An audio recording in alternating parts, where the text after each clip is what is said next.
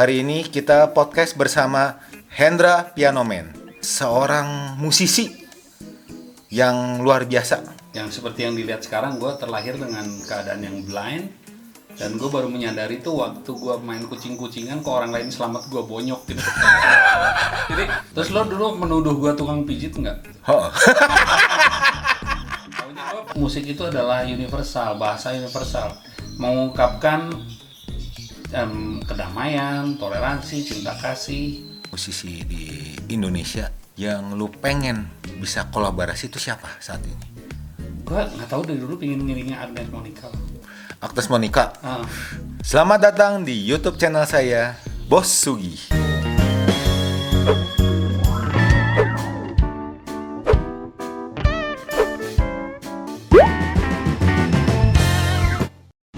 Bro Hendra, apa kabar? Yes, baik bro. Beliau adalah tokoh inspirasi saya dan acara podcast ini pun terjadi karena atas ide beliau.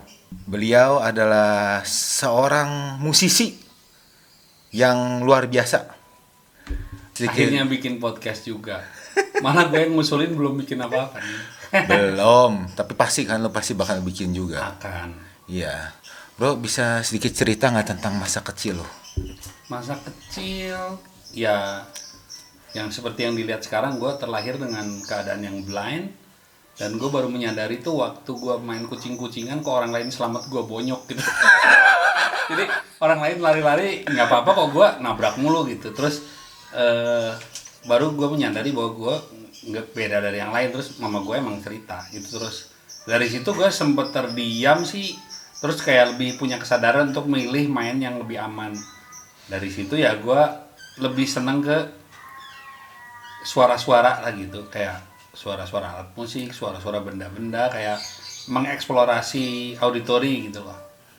Jadilah seperti sekarang bermusik gitu. Mau nanya nih, ini kan kalau biasanya kan di masyarakat kan banyaknya orang berpikir bahwa disabilitas ternyata tuh banyaknya menjadi, mohon maaf, tukang urut atau ngebantu itu.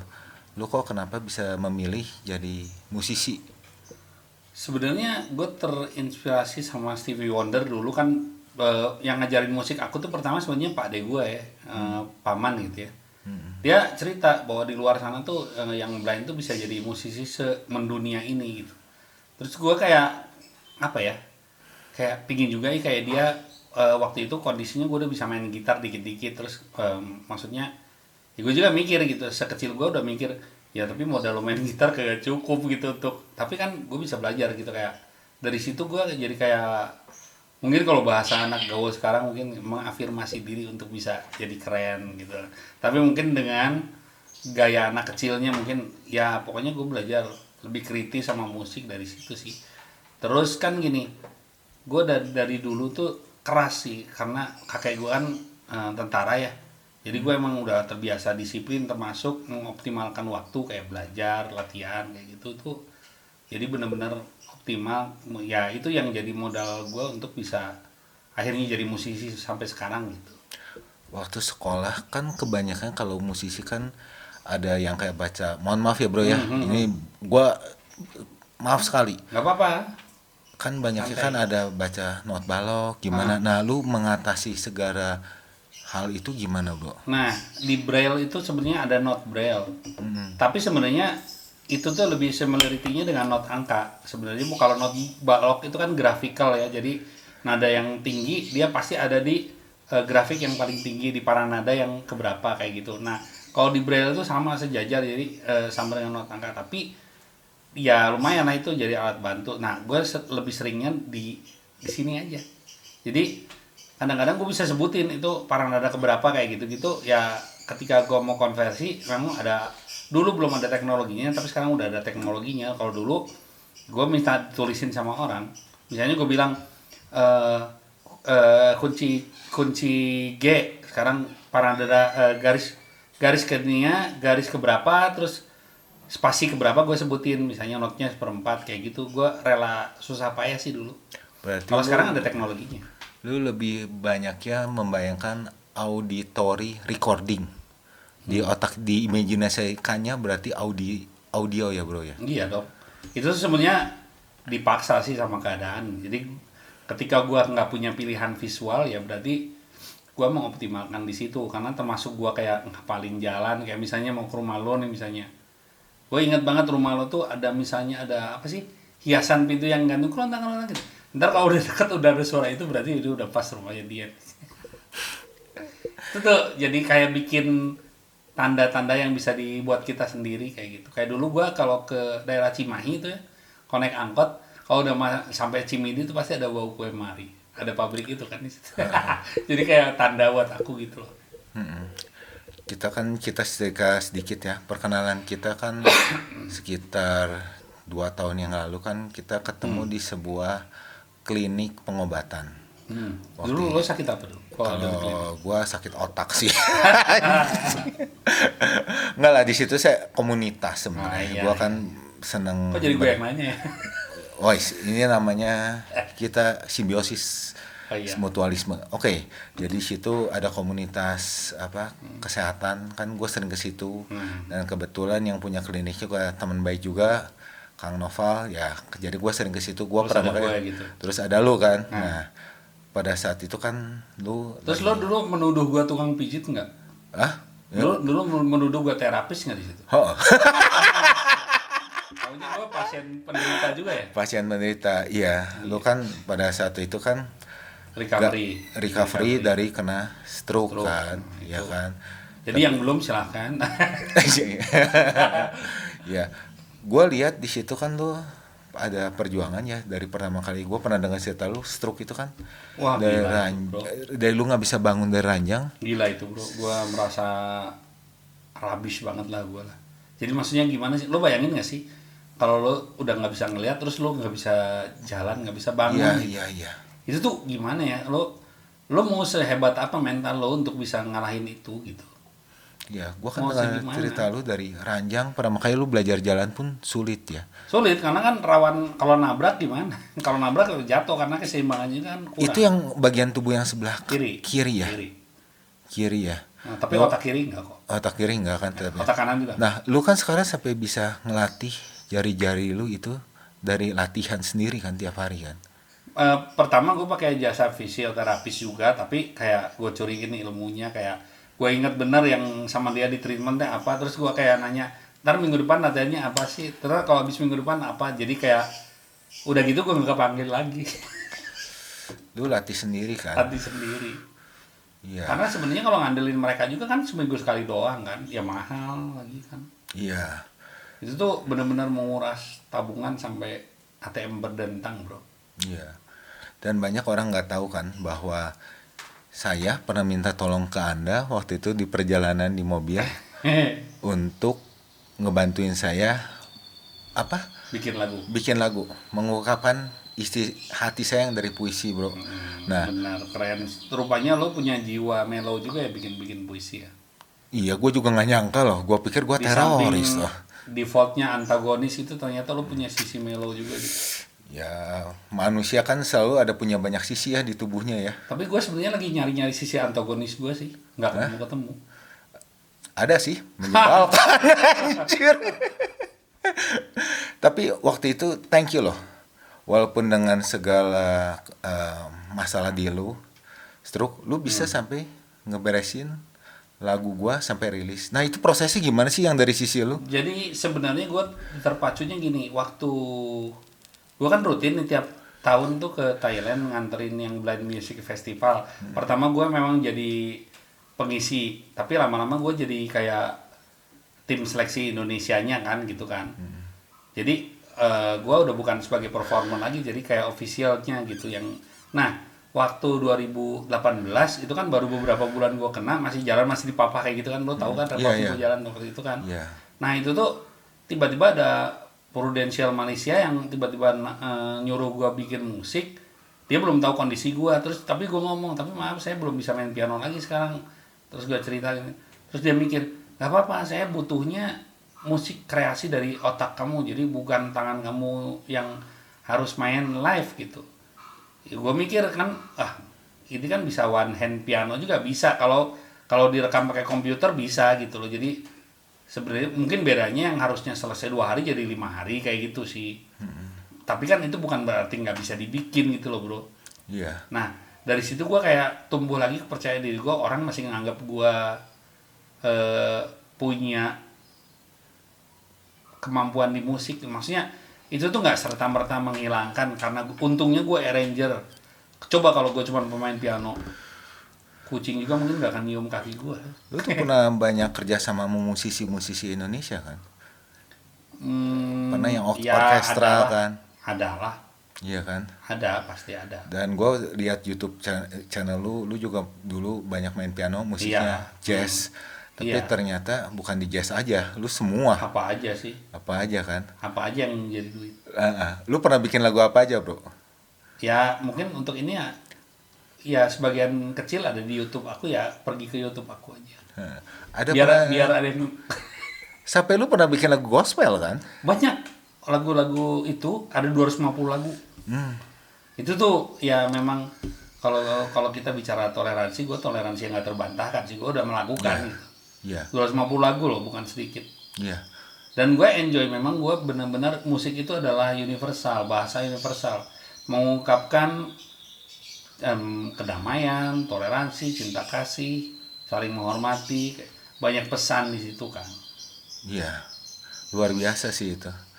Perkembangan ya gue lihat posisi lu sekarang dengan, mohon maaf ya, dengan lu bangkit dari awal-awal lu di papa sekarang sampai bisa Udah nakal lagi sih. udah nakal lagi. Udah bisa berenang lagi. Udah lu udah mulai berenang lagi? Bisa. Bisa. Cuman kalau jangan tanya lu gua nabrak nggak berenangnya, kalau itu nggak ada bedanya, dulu dengan sekarang sama aja gitu. Kadang-kadang bikin orang mangkal. Ya, hati-hati dong berenangnya, jangan nabrak-nabrak. Justru itu bro, atau dipakai dong matanya. Justru itu mbak, gue bilang gitu. Lu misalnya seperti duduk di kursi ini.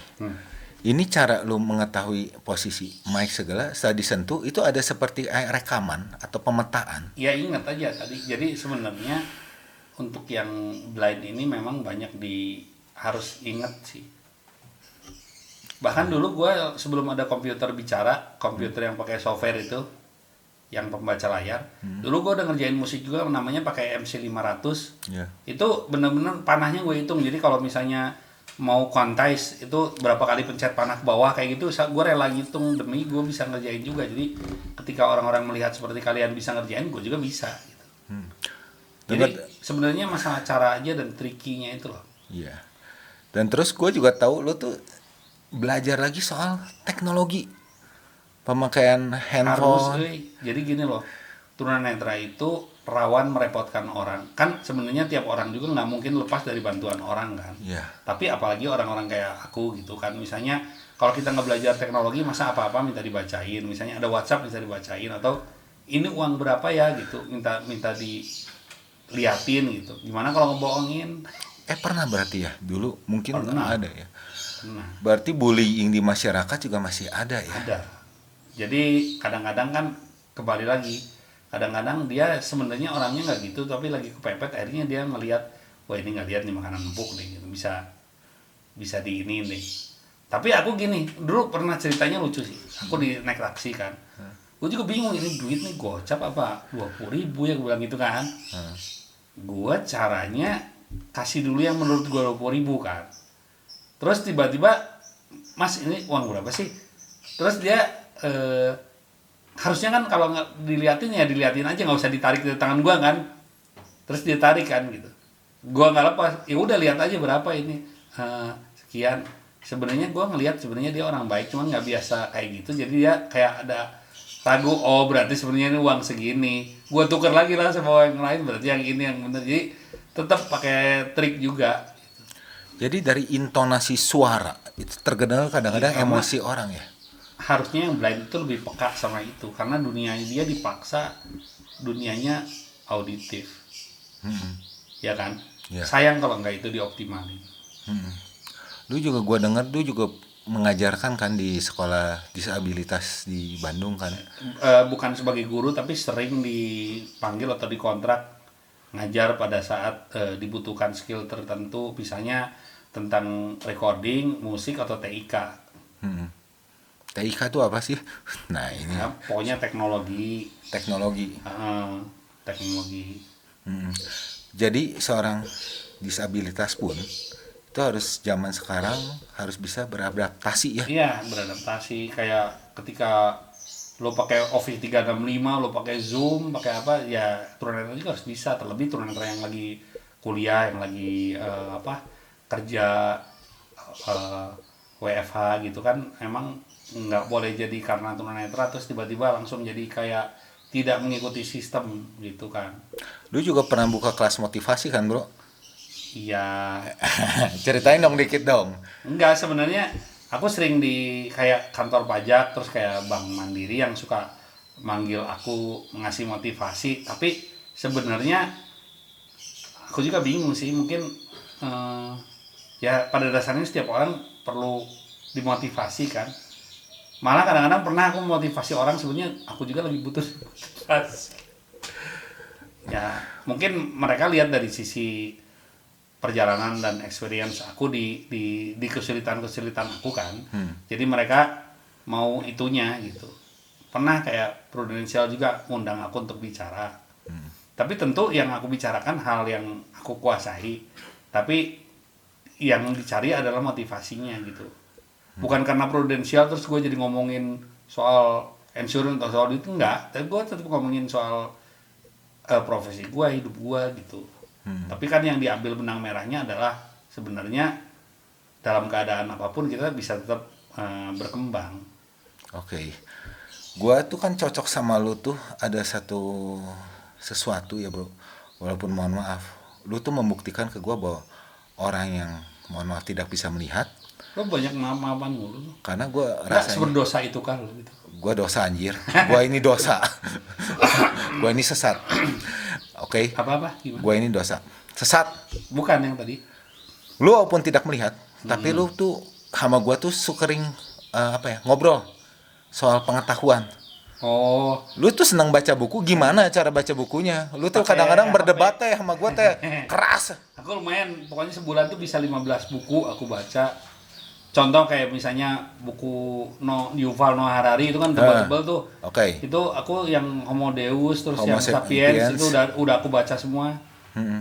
Terus kayak novel-novel tuh kayak yang dari yang kayak Sidney Sheldon, Agatha Christie, atau yang lain-lain juga aku baca, atau kayak self improvement kayak Mark Manson, Anthony Robbins itu aku baca juga. Itu berarti nggak apa-apa. Sini gua ambilin, nggak apa-apa. Ini biasa. Enggak sih ya? Oke. Berarti kalau kita kan sering ngobrol tuh soal kehidupan, Hmm. soal filsafat. Lu mau minum dulu nggak, Bro? Nah, gampang. Enggak sih, minum aja lah. Ini yang guys. Ya, coklat, Bal.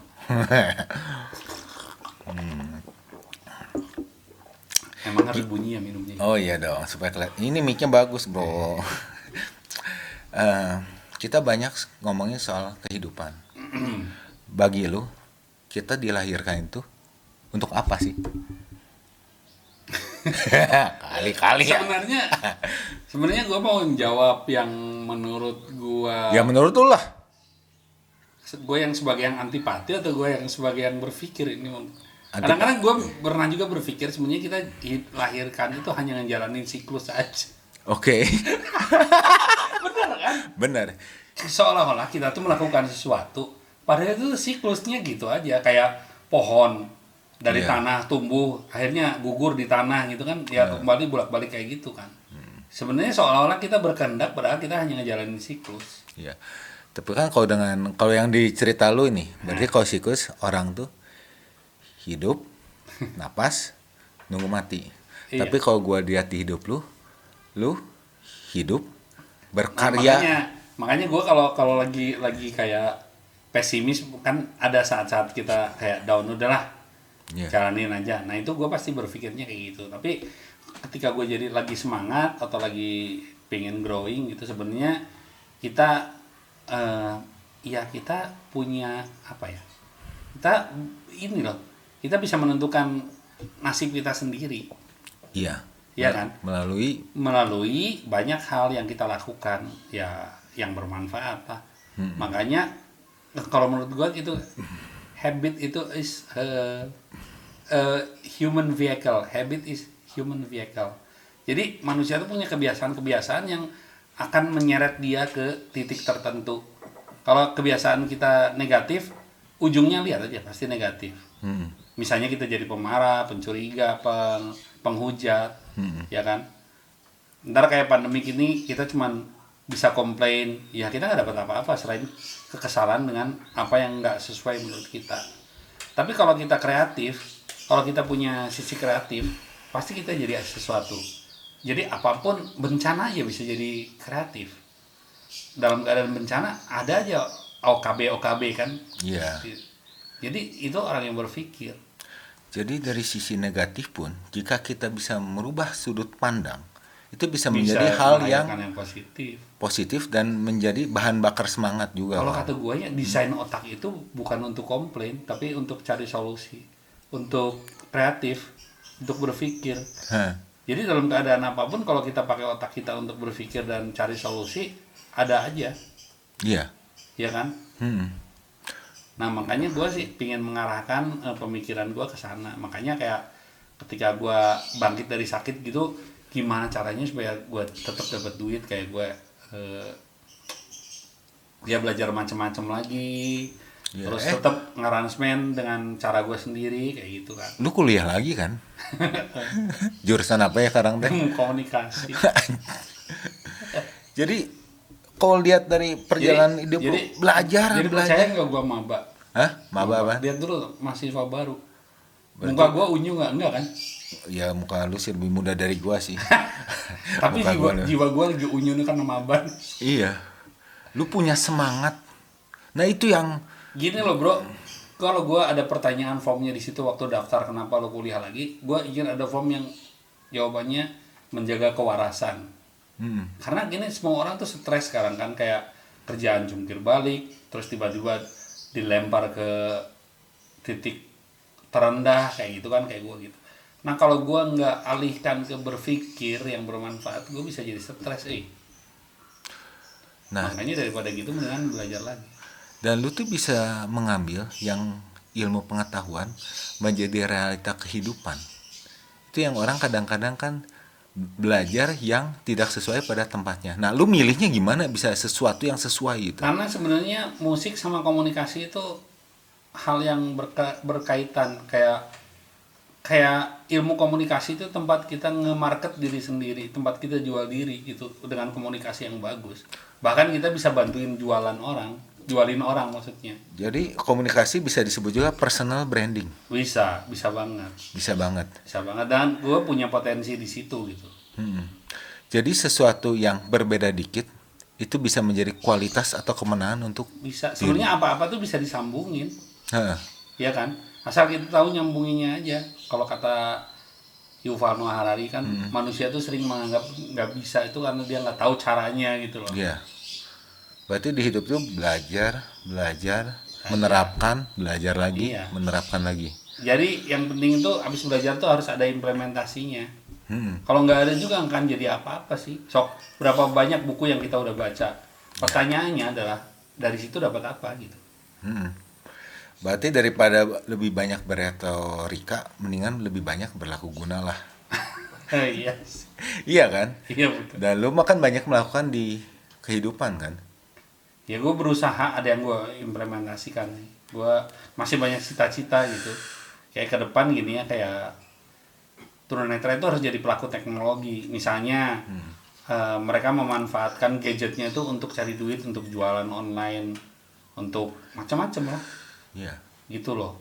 Itu tuh harus banget, karena kan nyatanya sekarang pekerjaan-pekerjaan tuh udah beda gitu. Semuanya tuh banyak yang pakai platform digital gitu. Gue mau nanya nih bro, musisi di Indonesia atau di dunia yang lu pengen bisa kolaborasi itu siapa saat ini? Oh banyak sih. Contoh, kasih aja 5. Gue nggak tahu dari dulu pengen ngiringnya Agnes Monica. Agnes Monica. Karena menurut Karena gua suaranya atau kemampuan skillnya. Gue tuh kayak apa ya, gimana ya? Gue tuh kayak nangkep secara spirit itu dia punya semangat yang luar biasa, kayak punya ini loh. Gimana ya, auranya tuh kayak yang ya dia tuh benar-benar jadi diri sendiri gitu. Ya kan? Tanpa memakai topeng berarti. Tanpa, ya dia gitu cara ngomongnya dia kan lugas kayak gitu. Terus dia tuh perfect gitu, kalau bikin apa-apa perfect kalau menurut gua, dari manajemen, dari apa gitu, Perfeksionis. perfeksionis. Terus Terus siapa kalau lagi? kalau misalnya arranger, gua suka Mas Yofi Widianto, karena dia gini, dia tuh sebenarnya kemampuan musiknya jauh di atas itu, tapi dia untuk industri dia ya begitu gitu. Ya maksudnya kalau untuk cari duit, kalau untuk terkenal ya cukup segini. Jadi kadang-kadang kita nggak perlu skill yang kita hambur-hamburkan untuk menuju ke famous, nggak perlu. Kadang-kadang kita nggak usah pakai skill, biasa aja gitu, malah itu yang laku gitu. Nah, gue banyak belajar di situ. Jadi biasa kan kalau anak muda baru tahu jazz kayak gitu kan, apa-apa di jazzin kayak gitu. Nah, Tapi kan bukan berarti itu tuh perlu. Kadang-kadang nggak perlu, malah orang lain nggak ngerti gitu. Jadi kalau kita bicara pop, ya bermain pop lah yang manis kayak gitu. Itu tuh keren banget. Mungkin kalau di baratnya Yovie Widianto tuh kayak David Foster sih. David Foster tuh permainannya gila, tapi dia untuk lagu-lagu yang membuat orang lain terkenal tuh ya skillnya nggak dikeluarin semua gitu, dikit doang yang dikeluarin gitu. Itu perlu kayak belajar emosional kita redam untuk musisi tuh, ya gini loh. Ya gua tahu lo punya skill kayak gitu, tapi ya itu nggak perlu kayak gitu loh. emang lu mencari apa kesempurnaan dalam sebuah komposisi. Ya sempurna sendiri ada ininya sih, ada ranahnya kalau kata gua. Sama sempurna di pop ya wilayahnya pop gitu. Heeh. Ya kan gitu kan. Sebenarnya sempurna sendiri tergantung konteksnya. Kan kita bicara dalam sempurna dalam ketidaksempurnaan, sebetulnya kan nggak ada yang perfect kan gitu kan. Oke. Lu kalau pernah dapat penghargaan apa aja sih? Ya Banyak kan kalau ya? ya kalau piala-piala sih ada banyak, beberapa di bermusik lah gitu. Terus sama, nah sebenarnya udahlah itu mah ya lumrah lah kalau orang bermusik, masa kalau berkompetisi pasti punya penghargaan gitu, tapi apa ya, ya gue nggak itu yang gue cari sih sebenarnya sih. Gue lebih senang ke apa ya mengeksplor sesuatu aja kalau bermusik. Kayak misalnya siapa aja pelanggan gue, siapa aja yang pernah gue layani kayak gitu, itu lebih menyenangkan daripada penghargaan itu sih. Karena ada yang pesan juga dari Belanda, dari Amerika, ada juga yang pesan. Yang langganan tetap tuh yang dari Malaysia, dulu ada Six Cent Band, itu gue sering kerjain. Terus kayak era Jazira, dia bintang film ya kalau nggak salah, itu juga soundtracknya waktu itu aku yang ngerjain musiknya. Itu bisa cari semua di YouTube lah ya. Ada sih sebagian kecil, ada yang belum diupload juga sih. Lu udah berkeluarga belum, Bro? Udah, kelihatannya belum. Kelihatannya masih muda sih, lebih muda dari gua sih. Gila, lo menghina lo. Kan gue mukanya boros karena terlalu banyak mikir. Tapi lu pinter sih, gila. Kalau itu mah kepastian, bro. Bukan tagabur, sombong. Iya. Boleh cerita sedikit tentang anak lu nggak, Bro? Anak gue, apanya nih? Anak gue belajar komputer sama gue. Tapi iya, tapi kan dia juga bernyanyi juga kan? Iya, dia bermain piano dari umur berapa gue kursusin piano. Terus dia udah bisa nge-explore sendiri, pernah punya murid juga sekali. Terus dia seneng nyanyi, tapi dia kayaknya dia belum berani speak up sih, dia masih malu-malu kayak gitu. Agak introvert Aura, tapi dia pasti, gue percaya dia akan berkembang sih, ada waktunya lah. Iya. Bro, ini sih cerita lu pernah cerita ke gua, cuman gua pengen orang-orang nggak tahu waktu Aurel lahir. Perasaan lu gimana? Dulu kan lu pernah cerita. Sempet takut juga sih pertama gitu, maksudnya gimana juga. Gue yakin bahwa gue blind itu bukan dari genetik kan gitu Iya. kan. Tapi sempat terpikir juga, kan sebenarnya tiap orang juga mungkin waktu anaknya lahir agak ada juga ketakutan, karena gue sendiri yang blind bukan dilahirkan dari orang yang blind kan gitu kan. Iya. logikanya.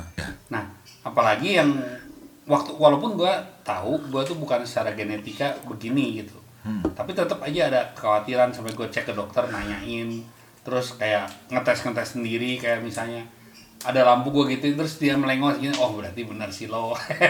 Kayak benda dibanting, dia kaget, oh berarti kupingnya. Pas pertama kali ngegendong anak, perasaannya gimana? Iya, kayak hadiah aja gitu loh, kayak iya ada kayak gini, lucu. Perasaan luar biasa ya. luar biasa sih. Thank you lo udah sharing banget lo ini. Weh, ya sama-sama. Iya. Lo kan di Bandung bisa dibilang kan aktif di dunia disabilitas. Sebenarnya aktif secara beneran aktif sih enggak, tapi sering terlibat lah gitu. Karena bukan sebagai pengurus atau apa gitu, enggak sih aku. Iya. Sebagai single fighter kan. Iya gitu lah. Nah, yang lo inginin dari pemerintah untuk disabilitas di Indonesia gimana sekarang? Sebenarnya sekarang udah banyak perkembangan sih, kayak pemerintah udah membangun beberapa jalan yang lebih aksesibel, kayak jalan-jalan yang bahaya parit-parit gitu udah berkurang walaupun masih banyak. Kan berapa kali gue celaka juga, kayak depan UPI tuh gue pernah celaka itu kejebur. Hah? Iya, di depan gedung BNI itu dulunya Solokan tuh. Hah. Gue pernah terjun ke situ emang. Sampai ditulis di mading kan, waktu itu pakai mading kan. Terus sampai rektornya memerintahkan untuk dibikin di tembok gitu kan. Yang suainya kenapa harus gue dulu yang celaka gitu loh.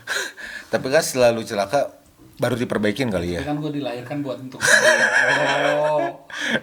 Ya kayak kan setahu gua kan kayak jalan di trotoar gitu kan. Iya, masih Kan banyak. sekarang katanya kan ada jalan untuk Oh iya, yang ada disabilitas, tanda-tandanya gitu. tanda. Tapi yang saya tahu gitu ya, banyak yang kalau di Indonesia itu malah aksesnya ya mohon maaf, jalan Ciamplas aja yang langsung jalan itu nempelnya ke tembok, ke pohon, kemana. Iya. Ya mungkin itu kan harus ada perhatian lebih khusus, bener nggak? Iya benar, karena di kita emang tata kotanya emang nggak dipersiapkan untuk itu kan, jadi terlalu sulit. Belum lagi sekarang gini, katakanlah kalau udah dibangun udah pakai kayak gitu ya, tanda-tanda gitu, terus sosialisasinya ada nggak? Jadi kadang-kadang yang mungkin sedikit masukan aja kadang-kadang nggak selesai sih, kayak dari sosialisasi sampai pengerjaan tuh kadang-kadang ya researchnya nggak selesai gitu. Jadi contohnya misalnya uang ya bro ya, diiklankan dulu ada di terawang di apa?